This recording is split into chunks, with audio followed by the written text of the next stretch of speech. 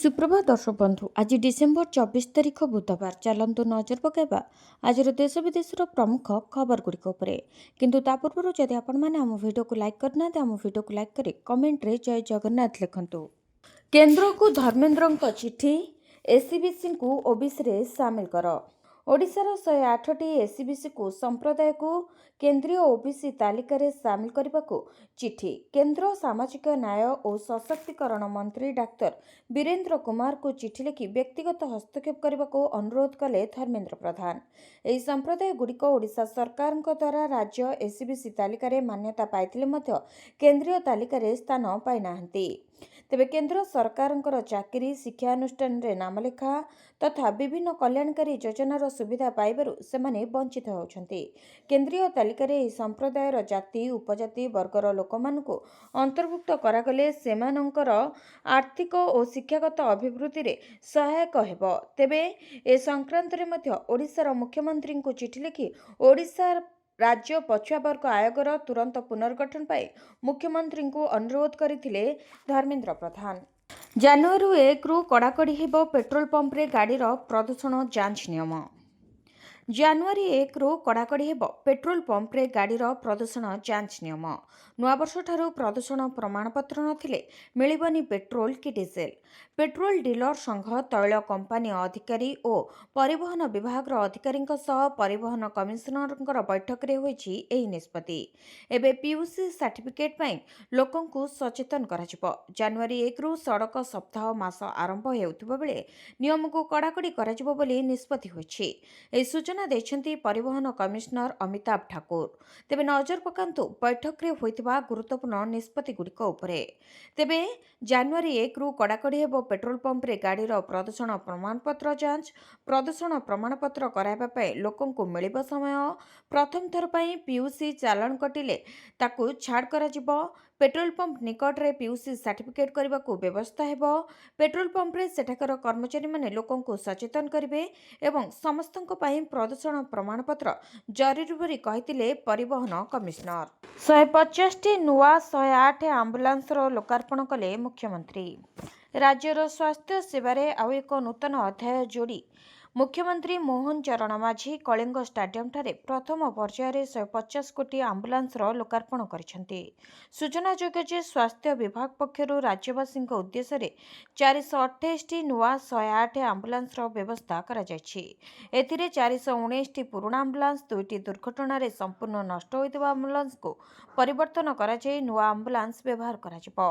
या व्यतीत वाणिज्य और परिवहन विभाग रे विमान बंदर बा एयर स्ट्रिप रे व्यवहार पय 5टी एएलएस आम्बुलांस एवं झारसुगुड़ा कार्डियाक केयर हॉस्पिटल पय 2टी एएलएस आम्बुलांस व्यवहार करा जिवो। राज्य रे दैनिक 5000 रोगी को 108 आम्बुलांस जरिए विभिन्न हॉस्पिटल को निया जाउछि।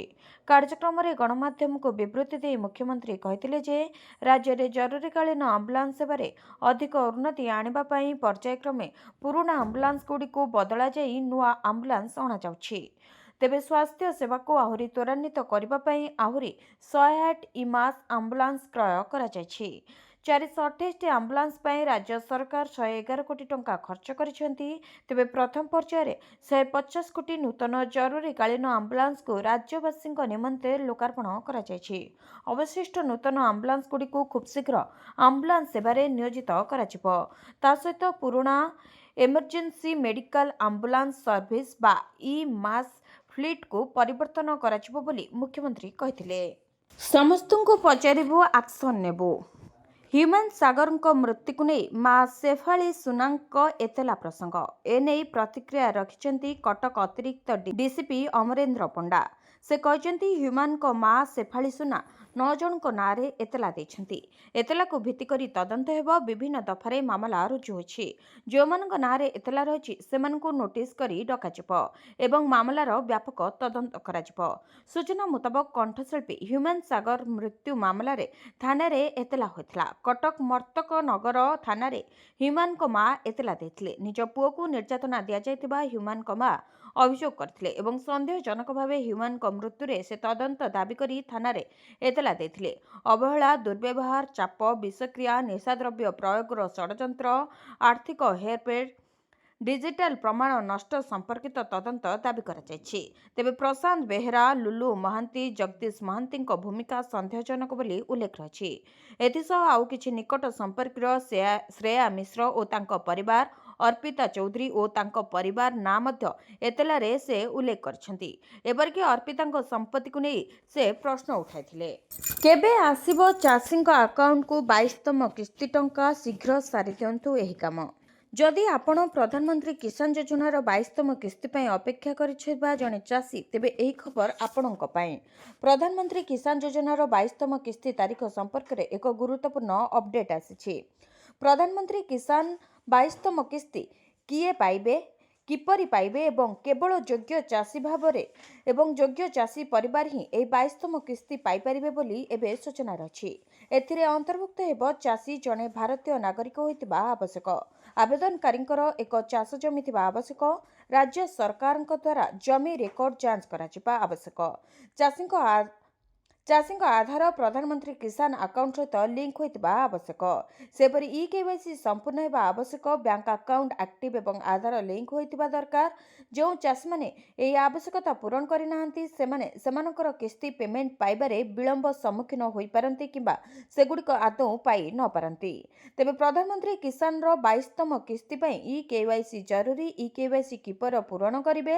ପ୍ରଧାନମନ୍ତ୍ରୀ କିଷାନ କିସ୍ତି ପାଇବା ପାଇଁ ଇକେୱାଇସି ଆବଶ୍ୟକ ଥିବାବେଳେ ଯଦି ଏହା ସମ୍ପୂର୍ଣ୍ଣ ନୁହେଁ ତେବେ 2000 ଟଙ୍କା ଆପଣଙ୍କ ଆକାଉଣ୍ଟରେ ଜମା ହେବ ନାହିଁ। ନୂଆ ବର୍ଷରେ ଖାତାକୁ ଆସିବ 10,000। ଏହି ଦିନ 2ଟି କିସ୍ତି ପାଇବେ ନୂଆ ହିତାଧିକାରୀ। ସୁଭଦ୍ରାରେ ଯୋଡ଼ି ହୋଇଛନ୍ତି ନୂଆ 17 ଲକ୍ଷ ହିତାଧିକାରୀ। ସରଜମିନ ତଦନ୍ତ ପରେ 17 ଲକ୍ଷରୁ ଉର୍ଦ୍ଧ୍ୱ ମହିଳା ସାମିଲ ହୋଇଥିବା ନେଇ ସୂଚନା ଦେଇଥିଲେ ଉପମୁଖ୍ୟମନ୍ତ୍ରୀ ପ୍ରଭାତୀ ପରିଡ଼ା। 21 ବର୍ଷ ପରେ ହିତାଧିକାରୀ ଆପେ ଆପେ ଯୋଡ଼ି ହେଉଛନ୍ତି। ଏବେ 1,03,89,801 ଜଣ ମହିଳା ପ୍ରଥମ ଓ ଦ୍ୱିତୀୟ କିସ୍ତି ପାଇସାରିଛନ୍ତି। ସେହିଭଳି 97,51,479 ଜଣ ମହିଳା ତୃତୀୟ କିସ୍ତି ସୁଭଦ୍ରା ଟଙ୍କା ପାଇସାରିଛନ୍ତି। ମାର୍ଚ୍ଚ 8 ତାରିଖ ଅନ୍ତର୍ଜାତୀୟ ମହିଳା ଦିବସରେ ଏକାଥରକେ 2ଟି କିସ୍ତି ପାଇବେ ନୂଆ ସୁଭଦ୍ରା ହିତାଧିକାରୀ। ତେବେ ନୂଆବର୍ଷରେ ନୂଆ ହିତାଧିକାରୀଙ୍କୁ ଭେଟିଦେବେ ରାଜ୍ୟ ସରକାର। ସୁଭଦ୍ରା ଯୋଜନାରେ ନୂଆକରି ଯୋଡ଼ି ହୋଇଥିବା 17 ଲକ୍ଷ ମହିଳାଙ୍କୁ ଏକା ବେଳକେ 10,000 ଟଙ୍କା ପଠାଇବେ ମୋହନ ମାଝୀ ସରକାର। ନୂଆବର୍ଷରେ ମିଳିବ 2ଟି ସୁଭଦ୍ରା କିସ୍ତି। ନୂଆ ସୁଭଦ୍ରା ହିତାଧିକାରୀଙ୍କ ଆକାଉଣ୍ଟକୁ ଏକାବେଳକେ ଆସିବ 2ଟି କିସ୍ତିର 10,000 ଟଙ୍କା। ଏନେଇ ପୂର୍ବରୁ ଘୋଷଣା କରିସାରିଛନ୍ତି ଉପମୁଖ୍ୟମନ୍ତ୍ରୀ ପ୍ରଭାତୀ ପରିଡ଼ା। କିନ୍ତୁ ଆମେ ସୁଭଦ୍ରାରେ ମୂଳରୁ କହିଛୁ କି ଯେ ଯୋଗ୍ୟ ହିତାଧିକାରୀ ଗୋଟେ ବି ବଞ୍ଚିତ ହେବନି। ଯେଉଁ ସମୟରେ ଆମ ପାଖେ ପ୍ରମାଣିତ ତଥ୍ୟ ଆସୁଛି ତ ଆମେ ତାଙ୍କୁ ନୂଆରେ ଯୋଡ଼ୁଛୁ। ତେଣୁ ମୁଁ ଭାବୁଛି ଯେଉଁ 3 ଡିପାର୍ଟମେଣ୍ଟକୁ ଆମେ କ୍ଲାରିଫିକେସନ୍ ମାଗିଛୁ, ଆସନ୍ତା କାଲି ସୁଭଦ୍ରାର ରିଭ୍ୟୁ ଅଛି, ଆସିଲା ପରେ ତା ତଥ୍ୟ। ଚଳିତ ମାସ ଶେଷ ସପ୍ତାହ ସୁଦ୍ଧା ଆସିବ ପିଏମ୍ ଆବାସ ପାଇଁ ପକ୍କା ଘର। ଚଳିତ ମାସ ଶେଷ ସପ୍ତାହ ସୁଦ୍ଧା ଆସିବ ପିଏମ୍ ଆବାସ ପକ୍କା ଘର ପାଇଁ 1,20,000 ଟଙ୍କା। ଡିସେମ୍ବରରେ ମିଳିବାକୁ ଯାଉଛି ପିଏମ୍ ଆବାସ ପକ୍କା ଘର। ଘର ପାଇବେ ହିତାଧିକାରୀ। ଆରମ୍ଭ ହେବାକୁ ଯାଉଛି ପିଏମ୍ ଆବାସ ଯୋଜନାର ବଣ୍ଟନ ପ୍ରକ୍ରିୟା। ପର୍ଯ୍ୟାୟକ୍ରମେ ଆବାସ ଘର ଦେବେ କେନ୍ଦ୍ର ସରକାର। ତେଣୁ ଏହି ଯୋଜନାରେ କେଉଁମାନେ ପାଇବେ ଘର ଏବଂ କେଉଁମାନେ କଟିବେ ଆସନ୍ତୁ ଜାଣିବା। ସରକାରଙ୍କ ତରଫରୁ ଆବାସ ଘର ପାଇଁ ମାଗଣା ବାଲି ମଧ୍ୟ ଦିଆଯିବ। ପ୍ରଧାନମନ୍ତ୍ରୀ ଆବାସ ଯୋଜନାରେ ଘର ଖଣ୍ଡେ ପାଇବାକୁ ଅପେକ୍ଷା କରିଥିବା ଲକ୍ଷ ଲକ୍ଷ ଗରିବ ପରିବାରଙ୍କ ପାଇଁ ଆସିଛି ଖୁସି ଖବର। ଡିସେମ୍ବର ଶେଷ ସପ୍ତାହ କିମ୍ବା ଜାନୁଆରୀ ମାସରୁ ଆରମ୍ଭ ହେବ ପିଏମ୍ ଆବାସ ଯୋଜନାର ବଣ୍ଟନ ପ୍ରକ୍ରିୟା। ପର୍ଯ୍ୟାୟକ୍ରମେ ଘର ଦିଆଯିବ। ତେବେ ଭାଗ ହୋଇଥିବା ଏବଂ ଭିନ୍ନକ୍ଷମ ହିତାଧିକାରୀଙ୍କୁ ମଧ୍ୟ ଘର ଦେବେ ସରକାର। ଏହାସହ ଡିସେମ୍ବରରେ ଆବାସରେ ଅନ୍ତୋଦୟ ଯୋଜନାରେ ହିତାଧିକାରୀଙ୍କୁ ଘର ବାଣ୍ଟିବେ ସରକାର। ପରେ ପର୍ଯ୍ୟାୟକ୍ରମେ ଘର ପାଇବେ ସମସ୍ତ ହିତାଧିକାରୀ ଏବଂ ଯେଉଁମାନେ ଆୟକରଦାତା ହୋଇନଥିବେ ସେମାନଙ୍କ ଘର ଘର ବୁଲି ତର୍ଜମା ସରିଲାଣି। ବହୁ ଶୀଘ୍ର ନୂଆ ଲିଷ୍ଟ ମଧ୍ୟ ଆସିଯିବ। ତେବେ ଖୁବ୍ ଶୀଘ୍ର ଆକାଉଣ୍ଟକୁ ଟଙ୍କା ଆସିବ ବୋଲି ଚର୍ଚ୍ଚା ହେଉଛି। ନୂଆ ବର୍ଷରୁ ବଢ଼ିବ କର୍ମଚାରୀଙ୍କ ଦରମା ଓ ପେନ୍ସନ୍। ଲାଗୁ ହେବ 8ମ ବେତନ କମିଶନ। 8ମ ବେତନ କମିଶନକୁ ନେଇ ବଡ଼ ଅପଡେଟ୍ ଆସିଛି। କେନ୍ଦ୍ର ସରକାର ଦେଶର ଲକ୍ଷ ଲକ୍ଷ ସରକାରୀ କର୍ମଚାରୀ ଏବଂ ପେନ୍ସନ୍ ଭୋଗୀଙ୍କୁ ବଡ଼ ଉପହାର ଦେଇଛନ୍ତି। ଆସନ୍ତା ଡିସେମ୍ବର 31 ତାରିଖରେ ଶେଷ ହେବାକୁ ଯାଉଛି 7ମ ବେତନ କମିଶନ। 8ମ ବେତନ କମିଶନ ଘୋଷଣା ହେବା ପରେ କେନ୍ଦ୍ରୀୟ କର୍ମଚାରୀ ଏବଂ ପେନ୍ସନ୍ଭୋଗୀଙ୍କ ଦରମା ବୃଦ୍ଧି ପାଇବ। ଏଥିପାଇଁ ପ୍ରସ୍ତୁତି ଆରମ୍ଭ କରିସାରିଛନ୍ତି କେନ୍ଦ୍ର ସରକାର। ଏନେଇ ସଂସଦରେ ମଧ୍ୟ ତଥ୍ୟ ରଖିସାରିଛନ୍ତି କେନ୍ଦ୍ରର ନରେନ୍ଦ୍ର ମୋଦି ସରକାର। ତେବେ ସରକାରୀ ସୂଚନା ଅନୁସାରେ ନ୍ୟାୟମୂର୍ତ୍ତି ରଞ୍ଜନା ଦେଶାଇଙ୍କୁ ଅଷ୍ଟମ ବେତନ ଆୟୋଗର ଅଧ୍ୟକ୍ଷ ଭାବେ ନିଯୁକ୍ତି ଦିଆଯାଇଥିବା ବେଳେ ସେ ତାଙ୍କ କାର୍ଯ୍ୟ ଆରମ୍ଭ କରିସାରିଛନ୍ତି। ତାଙ୍କ ସହିତ ପ୍ରଫେସର ପୁଲକ ଘୋଷ ସଦସ୍ୟ ଭାବେ ଏବଂ ପଙ୍କଜ ଜୈନଙ୍କୁ ସଦସ୍ୟ ସଚିବ ଭାବେ ରଖାଯାଇଛି। 18 ମାସ ଭିତରେ ସରକାରଙ୍କୁ ଚୂଡ଼ାନ୍ତ ରିପୋର୍ଟ ଦେବେ ଏହି କମିଟି। ତେବେ ଅଷ୍ଟମ ବେତନ କମିଶନ ଲାଗୁ ହେଲେ କେନ୍ଦ୍ରର ସମସ୍ତ କର୍ମଚାରୀଙ୍କୁ ଏହାର ଲାଭ ମିଳିବ। ଯେପରିକି ଉଦ୍ୟୋଗ କ୍ଷେତ୍ରରେ ଥିବା କେନ୍ଦ୍ରୀୟ କର୍ମଚାରୀ, ଭାରତୀୟ ସେନାରେ ଥିବା କର୍ମଚାରୀ, ସଶସ୍ତ୍ର ବଳ, କେନ୍ଦ୍ରଶାସିତ ଅଞ୍ଚଳରେ କାର୍ଯ୍ୟ କରୁଥିବା କର୍ମଚାରୀଙ୍କୁ ଏହାର ଫାଇଦା ମିଳିବ। ତେବେ ପ୍ରଶ୍ନ ଉଠୁଛି 2026 ଜାନୁଆରୀରୁ କର୍ମଚାରୀ ଓ ପେନ୍ସନଭୋଗୀଙ୍କୁ ମିଳିବ କି ଏରିୟର? ତେବେ ଜାଣନ୍ତୁ କ'ଣ ରହିଛି ଏନେଇ ସୂଚନା। ଅଷ୍ଟମ ବେତନ କମିଶନ କାର୍ଯ୍ୟ ଆରମ୍ଭ କରିସାରିଥିବା ବେଳେ ମେ 2027 ସୁଦ୍ଧା ରିପୋର୍ଟ ଦାଖଲ କରିବା ନେଇ ସୂଚନା ରହିଛି। ଆଉ ଏହାପରେ କେନ୍ଦ୍ରୀୟ କର୍ମଚାରୀଙ୍କ ଦରମା ଏବଂ ପେନ୍ସନଭୋଗୀଙ୍କର ଭତ୍ତା ବୃଦ୍ଧି ପାଇବ। ତେବେ ଅଷ୍ଟମ ବେତନ କମିଶନ ଲାଗୁ କରିବା ପାଇଁ ରାଜ୍ୟ ସରକାର, ପ୍ରତିରକ୍ଷା ମନ୍ତ୍ରଣାଳୟ, ଗୃହ ମନ୍ତ୍ରଣାଳୟ ସହ ଆଲୋଚନା ଆରମ୍ଭ କରିଛନ୍ତି କେନ୍ଦ୍ର ସରକାର। ଦେଶରେ ଖୁବ୍ ଶୀଘ୍ର ଏହା ଲାଗୁ ହେବାକୁ ଯାଉଛି। ଅଷ୍ଟମ ବେତନ କମିଶନ ଲାଗୁ ହେଲେ 50 ଲକ୍ଷ କେନ୍ଦ୍ରୀୟ କର୍ମଚାରୀ ଏବଂ 65 ଲକ୍ଷ ପେନ୍ସନଭୋଗୀ ଉପକୃତ ହେବେ। ଦରମା ବଢ଼ିବା ସହିତ ପେନ୍ସନ ରାଶି ମଧ୍ୟ ବୃଦ୍ଧି ପାଇବ, ଯାହାକୁ କି ଅପେକ୍ଷା କରି ରହିଛନ୍ତି ଲକ୍ଷ ଲକ୍ଷ କର୍ମଚାରୀ।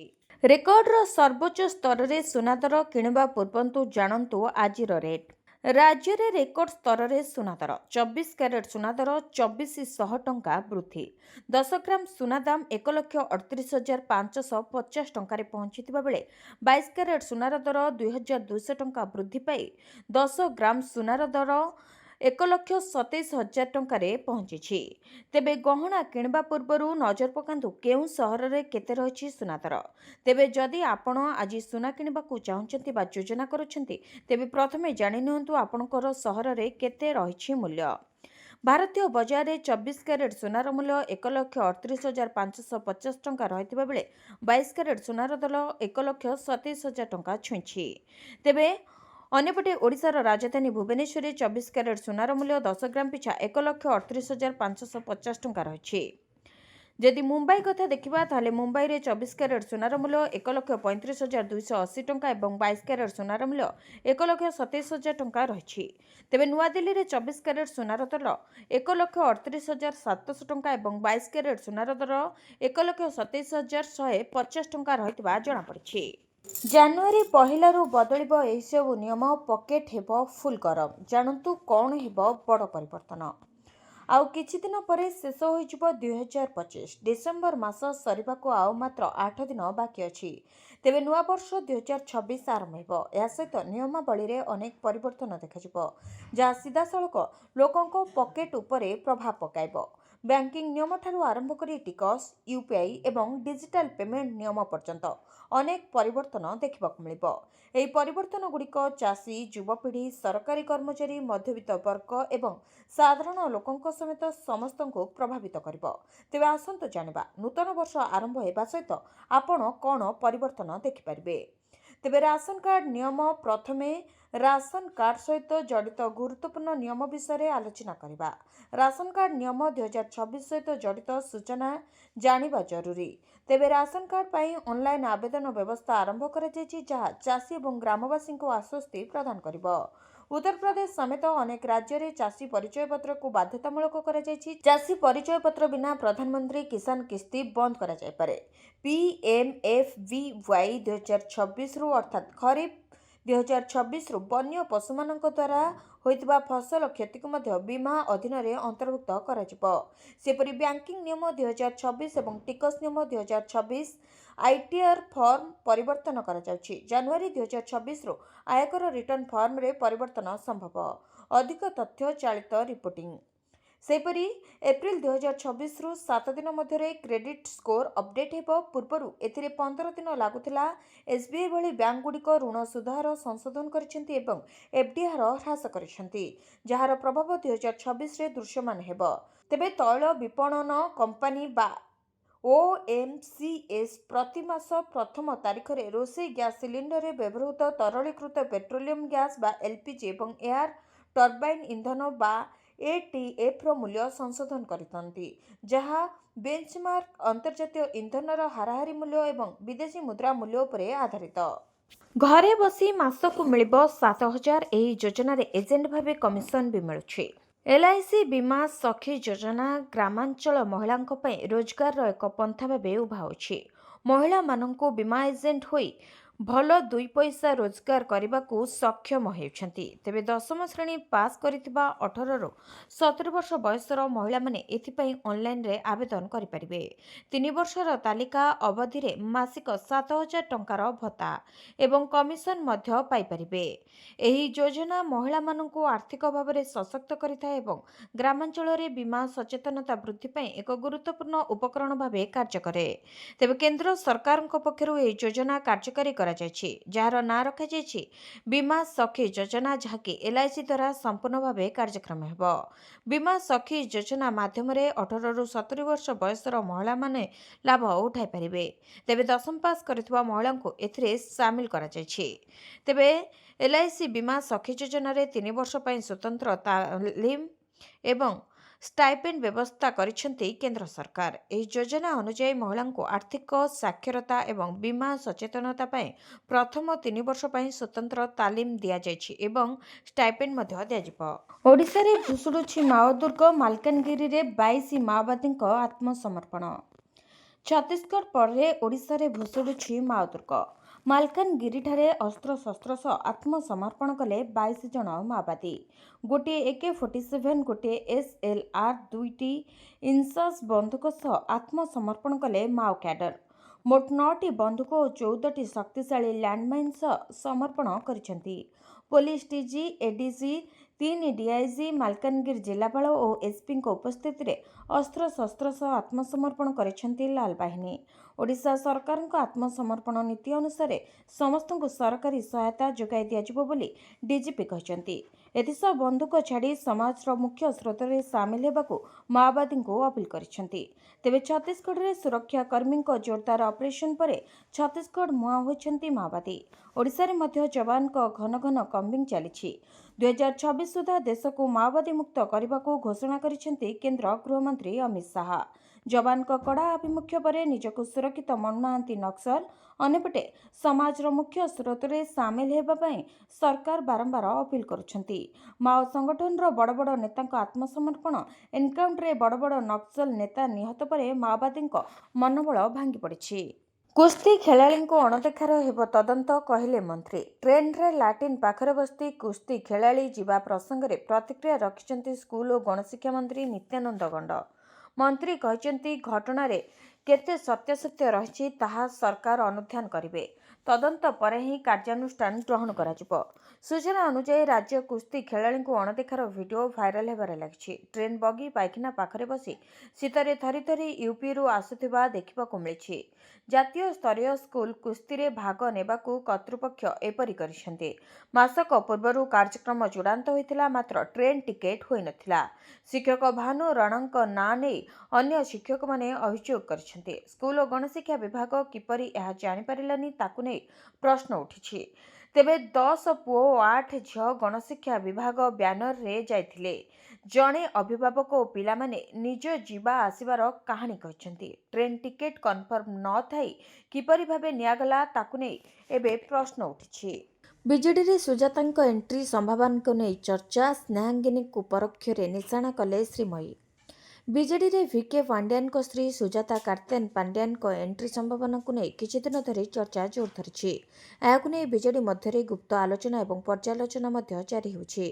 ସିଧାସଳଖ କିଛି ନେତା ପାଣ୍ଡିଆନଙ୍କୁ ନିଜର ନେତା ବୋଲି ମାନିବାକୁ ନାରାଜ ଥିବା ମଧ୍ୟ ଖୋଲାଖୋଲି କହିସାରିଛନ୍ତି। ତେବେ ଏହା ମଧ୍ୟରେ ସୁଜାତାଙ୍କ ଏଣ୍ଟ୍ରି ସମ୍ଭାବନାକୁ ନେଇ ନିଶାନା କରିଛନ୍ତି ଶ୍ରୀମୟୀ ମିଶ୍ର। ସାମାଜିକ ଗଣମାଧ୍ୟମରେ ଏକ ପୋଷ୍ଟ କରି ସେ ପରୋକ୍ଷ ଭାବରେ ସ୍ନେହାଙ୍ଗିନୀ ଛୁରିଆଙ୍କୁ ଟାର୍ଗେଟ କରିଛନ୍ତି। ଏକ କବିତା ଜରିଆରେ ସେ ଏଭଳି ନିଶାନା କରିଛନ୍ତି। ମୁଖିଆଙ୍କୁ ମନାଇବାକୁ ପ୍ରାୟୋଜିତ କାର୍ଯ୍ୟକ୍ରମ ଆରମ୍ଭ ହେଲାଣି ବୋଲି ସେ ଲେଖିଛନ୍ତି। ସେ ଆହୁରି ଲେଖିଛନ୍ତି ଯେ ମହିଳା ନେତ୍ରୀଙ୍କୁ କରି ଏକତ୍ରିତ ବୁଲି ଆସିବେ ମୁଖିଆ ନିବାସ। କିଛି ମହିଳା ନେତ୍ରୀଙ୍କୁ ନେଇ ସ୍ନେହାଙ୍ଗିନୀ ନବୀନ ନିବାସ ଯିବା ନେଇ ଚର୍ଚ୍ଚା ହେଉଛି। ତେବେ ଶ୍ରୀମୟୀଙ୍କ ଏପରି ଅଭିଯୋଗକୁ ଖଣ୍ଡନ କରିଛନ୍ତି ସ୍ନେହାଙ୍ଗିନୀ ଛୁରିଆ, ଯାହାକୁ ନେଇ ବର୍ତ୍ତମାନ ପୁଣି ଥରେ ରାଜ୍ୟ ରାଜନୀତି ଉଷ୍ମ ହୋଇଛି। ବିନା ସୁଧରେ 20 ଲକ୍ଷ ଟଙ୍କା ପର୍ଯ୍ୟନ୍ତ ଲୋନ୍ ଦେବେ ସରକାର। ଜାଣନ୍ତୁ କିପରି ପାଇବେ ଏହି ଲୋନ୍। ବିନା ସୁଧରେ ଏଣିକି 20 ଲକ୍ଷ ଟଙ୍କା ପର୍ଯ୍ୟନ୍ତ ଲୋନ୍ ଦେବେ ସରକାର। ତେବେ ଏହି ଲୋନ୍ କାହାକୁ ମିଳିବ ଏବଂ କିପରି ପାଇବେ ଏହି ଲୋନ୍ ଆସନ୍ତୁ ଜାଣିବା। ଯଦି ଆପଣ ଜଣେ ଉଦ୍ୟୋଗୀ କିନ୍ତୁ ଟଙ୍କା ଅଭାବରୁ ଆପଣଙ୍କ ବ୍ୟବସାୟକୁ ବୃଦ୍ଧି କରିପାରୁନାହାନ୍ତି ଏବଂ ଆପଣ ଋଣ ପାଇପାରୁନାହାନ୍ତି, ତେବେ ପ୍ରଧାନମନ୍ତ୍ରୀ ମୁଦ୍ରା ଯୋଜନା ବା PMMY ଆପଣଙ୍କୁ ସାହାଯ୍ୟ କରିପାରିବ। ଏହା ଭାରତ ସରକାରଙ୍କର ଏପରି ଏକ ଯୋଜନା ଯାହା ମାଧ୍ୟମରେ ଛୋଟ ବ୍ୟବସାୟୀଙ୍କୁ ଋଣ ଦିଆଯାଏ। PM ମୁଦ୍ରା ଯୋଜନା ହେଉଛି ଏକ ପ୍ରକାରର ଅଣ ବ୍ୟାଙ୍କିଂ ଆର୍ଥିକ କମ୍ପାନୀ ଯୋଜନା। ଏହା ବ୍ୟାଙ୍କ, MFI, କ୍ଷୁଦ୍ର ଆର୍ଥିକ ବ୍ୟାଙ୍କ ଏବଂ ଅନ୍ୟାନ୍ୟ NBFC ଗୁଡ଼ିକୁ ପାଣ୍ଠି ପ୍ରଦାନ କରେ, ଯେଉଁମାନେ ଛୋଟ ବ୍ୟବସାୟୀଙ୍କୁ ଋଣ ପ୍ରଦାନ କରନ୍ତି। ଏହି ଉପାୟରେ ଯେଉଁ କ୍ଷୁଦ୍ର ଉଦ୍ୟୋଗୀମାନଙ୍କୁ ଟଙ୍କାର ଆବଶ୍ୟକତା ଅଛି, ସେମାନେ ଋଣ ପାଇପାରିବେ। ଏହି ଯୋଜନାର ବିଶେଷ କଥା ହେଉଛି ଆପଣଙ୍କୁ ବିନା କୌଣସି ଗ୍ୟାରେଣ୍ଟିରେ ଋଣ ମିଳିଯିବ। ପ୍ରଧାନମନ୍ତ୍ରୀ ମୁଦ୍ରା ଯୋଜନା 4ଟି ଭାଗରେ ଋଣ ପ୍ରଦାନ କରେ। ତେବେ ପ୍ରଥମଟି ହେଉଛି ଶିଶୁ ମୁଦ୍ରା ଲୋନ୍, ଯେଉଁଥିରେ ଆପଣ 50,000 ଟଙ୍କା ପର୍ଯ୍ୟନ୍ତ ଋଣ ପାଇପାରିବେ। ତେବେ କିଶୋର ମୁଦ୍ରା ଲୋନ୍ରେ ଆପଣ 50,000ରୁ 5 ଲକ୍ଷ, ତରୁଣ ମୁଦ୍ରା ଲୋନ୍ରେ ଆପଣ 5 ଲକ୍ଷରୁ 10 ଲକ୍ଷ ଏବଂ ତରୁଣ ପ୍ଲସ୍ ମୁଦ୍ରା ଲୋନ୍ରେ ଆପଣ 10 ଲକ୍ଷରୁ 20 ଲକ୍ଷ ଟଙ୍କା ପର୍ଯ୍ୟନ୍ତ ଋଣ ପାଇପାରିବେ। ଏହି ଲୋନ୍ ଛୋଟ ଦୋକାନୀ, ଗୃହ ବ୍ୟବସାୟୀ, ମହିଳା ଚାଷୀ, ପଶୁପାଳନ ଚାଷୀ, ଛୋଟ କାରିଗର, ଷ୍ଟାର୍ଟଅପ୍, MSME ୟୁନିଟ୍, ରାସ୍ତା ବିକ୍ରେତା, ଖୁଚୁରା ବ୍ୟବସାୟୀ, କ୍ଷୁଦ୍ର ନିର୍ମାତା, ସହଭାଗିତା ଫାର୍ମ ଏବଂ LLP ମାନଙ୍କୁ ଦିଆଯାଇଥାଏ। ଘରେ ଝିଅ ଥିଲେ ବାପା ମାଆଙ୍କୁ ମିଳିବ 5 ଲକ୍ଷ ଟଙ୍କା। ସୁକନ୍ୟା ସମୃଦ୍ଧି ଯୋଜନାରେ କରନ୍ତୁ ନିବେଶ। କେନ୍ଦ୍ର ସରକାରଙ୍କ ପକ୍ଷରୁ ବିଭିନ୍ନ ପ୍ରକାର ସେଭିଂ ଯୋଜନା କାର୍ଯ୍ୟକାରୀ ହେଉଛି, ଯାହାକି ସାଧାରଣ ଲୋକଙ୍କ ପାଇଁ ବେଶ ଲାଭଦାୟୀ ସାବ୍ୟସ୍ତ ହୋଇଛି। ତେବେ ସରକାରଙ୍କର ଏହିଭଳି ଏକ ଯୋଜନା ହେଉଛି ସୁକନ୍ୟା ସମୃଦ୍ଧି ଯୋଜନା, ଯାହା କନ୍ୟା ସନ୍ତାନଙ୍କ ସୁରକ୍ଷିତ ଭବିଷ୍ୟତକୁ ଦୃଷ୍ଟିରେ ରଖି ପ୍ରଣୟନ କରାଯାଇଛି। ବର୍ତ୍ତମାନ ଏହି ସ୍କିମ୍ରେ ସରକାରଙ୍କ ପକ୍ଷରୁ ମିଳୁଥିବା 8% ଲାଭାଂଶକୁ ବୃଦ୍ଧି କରି 8.2% କରାଯାଇଛି। ଏହି ସ୍କିମ୍ରେ ଆପଣ 15 ବର୍ଷ ପର୍ଯ୍ୟନ୍ତ ଝିଅ ନାଁରେ ବ୍ୟାଙ୍କରେ ଏକ ଆକାଉଣ୍ଟ ଖୋଲି ଟଙ୍କା ଜମା କରିପାରିବେ।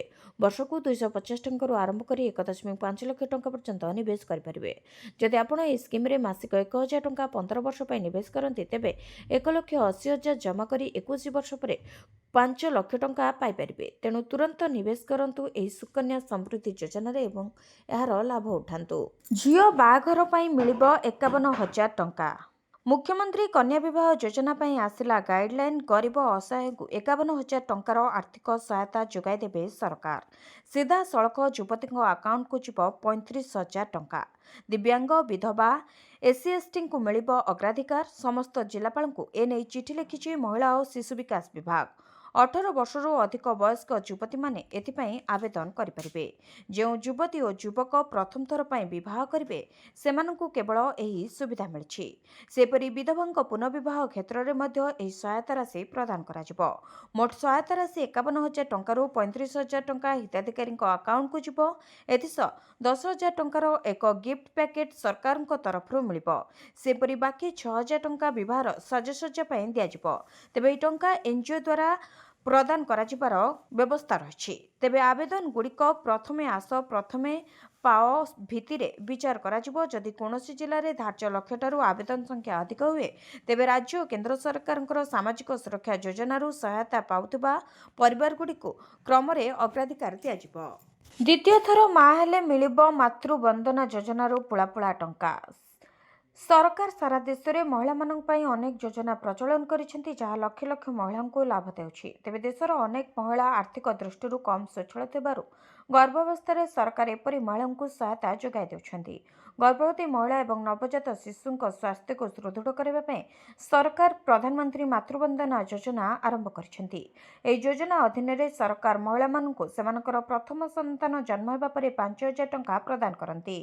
ତେବେ ପୂର୍ବରୁ ପ୍ରଧାନମନ୍ତ୍ରୀ ମାତୃବନ୍ଦନା ଯୋଜନା ଅଧୀନରେ କେବଳ ପ୍ରଥମ ସନ୍ତାନ ଜନ୍ମ ହେବା ପାଇଁ 5,000 ଟଙ୍କାର ସହାୟତା ପ୍ରଦାନ କରାଯାଉଥିଲା। ବର୍ତ୍ତମାନ ଏହି ଯୋଜନାକୁ ଉନ୍ନତ କରାଯାଇଛି ଏବଂ ଦ୍ୱିତୀୟ ସନ୍ତାନକୁ ମଧ୍ୟ ଏହାର ଲାଭ ପ୍ରଦାନ କରାଯାଉଛି। ତେବେ ବିଶେଷ ଭାବରେ ଯଦି ଦ୍ୱିତୀୟ ସନ୍ତାନ ଝିଅ ହୋଇଥାଏ, ତାହେଲେ ସରକାରଙ୍କ ତରଫରୁ 6,000 ଟଙ୍କା ପ୍ରୋତ୍ସାହନ ରାଶି ପ୍ରଦାନ କରାଯିବ। ଯୋଗ୍ୟ ମହିଳାଙ୍କୁ ସୁବିଧା ପାଇବା ପାଇଁ ପ୍ରଥମେ ଆବେଦନ କରିବାକୁ ପଡ଼ିବ। ଆବେଦନ ବିନା ସେମାନେ କୌଣସି ଟଙ୍କା ପାଇପାରିବେ ନାହିଁ। ପୂର୍ବରୁ 5,000 ଟଙ୍କା 3ଟି କିସ୍ତିରେ ପ୍ରଦାନ କରାଯାଉଥିଲା। ଏବେ ପ୍ରଥମ ସନ୍ତାନ ପାଇଁ ଏହି ରାଶି 2ଟି କିସ୍ତିରେ ପ୍ରଦାନ କରାଯିବ ଏବଂ ଦ୍ୱିତୀୟ ସନ୍ତାନ ଝିଅ ହୋଇଥିଲେ ତାଙ୍କ ଜନ୍ମର 270 ଦିନ ମଧ୍ୟରେ ପଞ୍ଜୀକରଣ ଆବଶ୍ୟକ। ଦୋଛକିରେ ମହାନଦୀର ଭାଗ୍ୟ ଓ ଭବିଷ୍ୟତ। ଛତିଶଗଡ଼ ପଟେ ପାଣି ପାଣି, ଓଡ଼ିଶା ପଟେ ଖାଲି ବାଲି। ଛତିଶଗଡ଼ ସହ ଆପୋଷ ଆଲୋଚନାରେ ହେବ ମହାନଦୀର ସମାଧାନ। ମୋହନ ସରକାର ବାରମ୍ବାର ଏଭଳି ଦମ୍ଭକ୍ତି ଦେଖାଉଥିବା ବେଳେ ଉଚ୍ଚସ୍ତରୀୟ କମିଟି ସଦସ୍ୟଙ୍କ ମଧ୍ୟରେ କିନ୍ତୁ ଏନେଇ ସହମତି ହୋଇପାରିନି, ଯାହା ମହାନଦୀର ଭାଗ୍ୟ ଓ ଭବିଷ୍ୟତକୁ ପୁଣି ଥରେ ଅନ୍ଧାରକୁ ଠେଲି ଦେଇଛି। ଏସବୁ ଭିତରେ ଗ୍ରାଉଣ୍ଡ ଜିରୋରେ ପହଞ୍ଚିଥିଲେ ଗଣମାଧ୍ୟମ ପ୍ରତିନିଧି। ମହାନଦୀ ବିବାଦ ଭିତରେ ବସିଛି ଉଚ୍ଚସ୍ତରୀୟ କମିଟିର ପ୍ରଥମ ବୈଠକ। ଉପମୁଖ୍ୟମନ୍ତ୍ରୀ କେବି ସିଂହଦେଓଙ୍କ ଅଧ୍ୟକ୍ଷତାରେ ବସିଥିବା ବୈଠକରେ ଛତିଶଗଡ଼ ଏବଂ ଓଡ଼ିଶା ମଧ୍ୟରେ ଆପୋଷ ଆଲୋଚନାରେ ସମାଧାନ ପାଇଁ ସହମତି ହୋଇପାରିନଥିଲେ ବି ମତାମତ ନେଇଛି କମିଟି। ବିବାଦ ଆରମ୍ଭରୁ ଏବେ ଯାଏଁ ଓଡ଼ିଶାର ପ୍ରତିଟି ପଦକ୍ଷେପକୁ ଅନୁଶୀଳନ କରାଯାଇଛି। ଟ୍ରିବ୍ୟୁନାଲରେ କେମିତି ଲଢ଼ିଛି ରାଜ୍ୟ, ଆଗକୁ କ'ଣ ପଦକ୍ଷେପ ନିଆଯିବ ସେ ନେଇ ଆଲୋଚନା ହୋଇଛି। ଉପମୁଖ୍ୟମନ୍ତ୍ରୀ କହିଛନ୍ତି, ଓଡ଼ିଶାର ସ୍ୱାର୍ଥ ଯେପରି ବାଧାପ୍ରାପ୍ତ ନ ହେବ ସେଥିପ୍ରତି ଦୃଷ୍ଟି ଦେଇଛି କମିଟି। ବିଜେଡି ବିଧାୟକ ନିରଞ୍ଜନ ପୂଜାରୀଙ୍କ ଯୁକ୍ତି, ଆପୋଷ ଆଲୋଚନାରେ ଏଯାଏଁ ଅନ୍ତଃରାଜ୍ୟ ନଦୀ ଜଳ ବିବାଦ ସମାଧାନ ହୋଇନି। ଟ୍ରିବ୍ୟୁନାଲ ପରେ ପକ୍ଷ ରଖି କୋର୍ଟରେ ଲଢ଼ନ୍ତୁ ସରକାର। କଂଗ୍ରେସ ବିଧାୟିକା ସୋଫିଆଙ୍କ ମତ, ଓଡ଼ିଶାର ଜୀବନରେଖା ମହାନଦୀ ବିବାଦର ସମାଧାନ ଯଥାଶୀଘ୍ର ହେଉ। ଆଲୋଚନାର ସବୁ ପ୍ରସଙ୍ଗ ଓଡ଼ିଶାବାସୀ ଜାଣନ୍ତୁ। ତେବେ ଭୁବନେଶ୍ୱରରେ ଉଚ୍ଚସ୍ତରୀୟ କମିଟିର ବୈଠକ ଭିତରେ ଛତିଶଗଡ଼ର ବିବାଦୀୟ କଲମା ବ୍ୟାରେଜରେ ପହଞ୍ଚିଛି ଗଣମାଧ୍ୟମ ଦଳ। ତେବେ ବ୍ୟାରେଜର 64 ଗେଟ୍ ବନ୍ଦ ପରେ ମହାନଦୀ ଏବେ ମରୁଭୂମି ନୁହେଁ। ବ୍ୟାରେଜ ଉପରେ ଛିଡ଼ା ହେଲେ ଓଡ଼ିଶା ପ୍ରତି ଅନ୍ୟାୟର ସ୍ପଷ୍ଟ ଚିତ୍ର ବାରି ହୋଇପଡ଼ୁଛି। ପ୍ରଦୂଷଣ ସାର୍ଟିଫିକେଟ୍ ପାଇଁ ନୂଆ ନିୟମ, ବକେୟା ଫାଇନ୍ ଥିଲେ ମିଳିବନି ପ୍ରଦୂଷଣ ସାର୍ଟିଫିକେଟ୍। ପ୍ରଦୂଷଣ ସାର୍ଟିଫିକେଟ୍ ବାହାର କରିବାକୁ ଯାଉଛନ୍ତି କି? ଏହା ପୂର୍ବରୁ ପୈଠ କରିନିଅନ୍ତୁ ପୁରୁଣା ବକେୟା ଫାଇନ୍। ଏହା ନଥିଲେ ପ୍ରଦୂଷଣ ସାର୍ଟିଫିକେଟ୍ ମିଳିବା ମୁସ୍କିଲ। ପ୍ରଦୂଷଣ ସାର୍ଟିଫିକେଟ୍ ନଥିଲେ ପେଟ୍ରୋଲ ପମ୍ପରେ ପେଟ୍ରୋଲ ଏବଂ ଡିଜେଲ ନ ମିଳିବା ନେଇ ରାଜ୍ୟ ପରିବହନ କର୍ତ୍ତୃପକ୍ଷଙ୍କ ନିର୍ଦ୍ଦେଶ ପରେ ଏବେ ସବୁ ପ୍ରଦୂଷଣ ସାର୍ଟିଫିକେଟ୍ କେନ୍ଦ୍ରରେ ଗହଳି। ବାୟୁ ପ୍ରଦୂଷଣ ନିୟନ୍ତ୍ରଣ କରିବା ଏ ନିୟମର ମୁଖ୍ୟ ଲକ୍ଷ୍ୟ ବୋଲି କୁହାଯାଉଥିଲେ ବି ଏହା ପଛରେ ରହିଛି ଆଉ ଏକ ବଡ଼ ରହସ୍ୟ। ପୂର୍ବ ଫାଇନ୍ ବକେୟା ଥିଲେ ପ୍ରଦୂଷଣ ସାର୍ଟିଫିକେଟ୍ ମିଳିବନି ବୋଲି କହିଛନ୍ତି ପ୍ରଦୂଷଣ ସାର୍ଟିଫିକେଟ୍ ପ୍ରସ୍ତୁତକାରୀ। ପରିବହନ ବିଭାଗର ତଥ୍ୟ ଅନୁଯାୟୀ ହଜାର ହଜାର ଗାଡ଼ି ମାଲିକଙ୍କ ନାଁରେ ପୂର୍ବରୁ ଅନେକ ଟ୍ରାଫିକ୍ ଫାଇନ୍ ବକେୟା ରହିଛି, ଯାହାକୁ ବର୍ଷ ବର୍ଷ ଧରି ପୈଠ କରୁନାହାନ୍ତି ଗାଡ଼ି ଚାଳକ। ଏବେ ନୂଆ ନିୟମ ଅନୁଯାୟୀ ପ୍ରଦୂଷଣ ସାର୍ଟିଫିକେଟ୍ କରିବାକୁ ଗଲେ ପୁରୁଣା ବକେୟା ଫାଇନ୍ ପୈଠ କରିବା ପାଇଁ ପଡ଼ିବ। ଫାଇନ୍ ଆଦାୟ ପାଇଁ ସରକାରଙ୍କର ଏହା ଏକ ମାଷ୍ଟର ପ୍ଲାନ୍ ବୋଲି କୁହାଯାଉଛି। ତେବେ କେତେ ସଫଳ ହେଉଛି ଏ ଯୋଜନା ତାହା ସମୟ କହିବ ବୋଲି ବୁଦ୍ଧିଜୀବୀ ମହଲରେ ଚର୍ଚ୍ଚା ହେଉଛି। ପ୍ରକାଶ ପାଇଲା ଏନ୍ଏସିର ଚୂଡ଼ାନ୍ତ ତାଲିକା। 14 ଜିଲ୍ଲାରେ ହେବ 24 ନୂଆ ଏନ୍ଏସି। ରାଜ୍ୟରେ 5 ନୂଆ ମ୍ୟୁନିସିପାଲିଟି ଓ 24 ନୂଆ ଏନ୍ଏସି ନେଇ ବିଜ୍ଞପ୍ତି ଜାରି। 3ଟି ଜିଲ୍ଲାରେ 5ଟି ପୌରାଞ୍ଚଳ ଓ 14 ଜିଲ୍ଲାରେ 24ଟି ବିଜ୍ଞପିତ ଅଞ୍ଚଳ ପରିଷଦର ଚୂଡ଼ାନ୍ତ ତାଲିକା ପ୍ରକାଶ ପାଇଛି। ପୌରାଞ୍ଚଳ ତାଲିକାରେ ରହିଛି ଗଞ୍ଜାମ ଜିଲ୍ଲାର ଭଞ୍ଜନଗର, କବିସୂର୍ଯ୍ୟନଗର ଓ ପୋଲସରା। ତେବେ ମୟୂରଭଞ୍ଜ ଜିଲ୍ଲାର କରଞ୍ଜିଆ ଏବଂ ବୌଦ୍ଧ ଜିଲ୍ଲାର ବୌଦ୍ଧଗଡ଼ ମଧ୍ୟ ପାଲଟିବ ପୌରାଞ୍ଚଳ। ତେବେ 14 ଜିଲ୍ଲାରେ 24ଟି ନୂଆ ଏନ୍ଏସି ଗୁଡ଼ିକ ହେଲା ଅନୁଗୁଳ ଜିଲ୍ଲାର ପାଲଲହଡ଼ା, ବାଲେଶ୍ୱରର ସିମୁଳିଆ, ବରଗଡ଼ର ସୋହେଲା, ଭଦ୍ରକର ତିହିଡି ଓ ଧୁଷୁରୀ, କଟକର ସାଲେପୁର, ବଡମ୍ବା, ନରସିଂହପୁର, ଢେଙ୍କାନାଳର ଗଇନ୍ଦିଆ, ଗଞ୍ଜାମର ଜଗନ୍ନାଥ ପ୍ରସାଦ, ପାତ୍ରପୁର, କଳାହାଣ୍ଡିର ନର୍ଲା, ଜୟପାଟଣା, ସେପରି କୋରାପୁଟର ବୋରିଗୁମା, ମୟୂରଭଞ୍ଜର ବେତନଟି, ବାଙ୍ଗିରିପୋଷି, ଚିତ୍ରଡ଼ା, କପ୍ତିପଦା, ରାସ ଗୋବିନ୍ଦପୁର, ରାୟଗଡ଼ାର ବିଷମକଟକ, ସମ୍ବଲପୁରର ବାମରା, ରେଙ୍ଗାଳି, ସୁବର୍ଣ୍ଣପୁରର ବୀର ମହାରାଜପୁର ଓ ଖୋର୍ଦ୍ଧାର ଟାଙ୍ଗୀ ମଧ୍ୟ ନୂଆ ଏନ୍ଏସି ତାଲିକାରେ ରହିଛି। ପୂର୍ବରୁ ଏନେଇ ଚିଠା ତାଲିକା ପ୍ରକାଶ ପାଇଥିଲା। ତେବେ ବିଧିବଦ୍ଧ ଭାବରେ ଚୂଡ଼ାନ୍ତ ବିଜ୍ଞପ୍ତି ଏବେ ପ୍ରକାଶ ପାଇଛି।